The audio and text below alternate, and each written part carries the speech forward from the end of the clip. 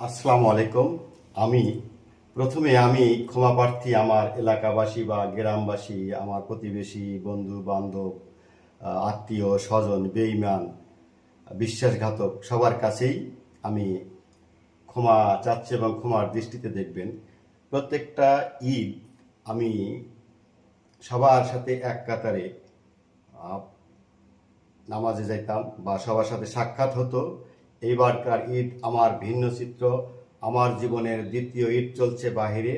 একটা করেছিলাম ঢাকাতে, এই কোরবানি ঈদ, আর একটা চাঁপাইনবাবগঞ্জে। তো আমি আজকে রান্নাবাড়ি নিয়ে ব্যস্ত। যদি আল্লাহ তাআলা বাঁচাইয়া রাখে আমারে, আপনাদের সাথে দেখা হবে। তো অচিরেই দেখা হবে, আসবো।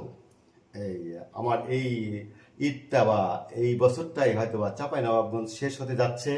তাই আমি এই ঈদটা এখানে করতে চাচ্ছি, যাচ্ছি বা করছি। তো আমি আগামীকাল মিষ্টি মুখ করার জন্য সকলকেই দাওয়াত দিয়েছি। আমি এই যে এইমাত্র লাচ্চা তৈরি করলাম, এখন রান্না করতেছি, রান্না নিয়ে ব্যস্ত। তো আপনারা সবাই ভালো থাকুন।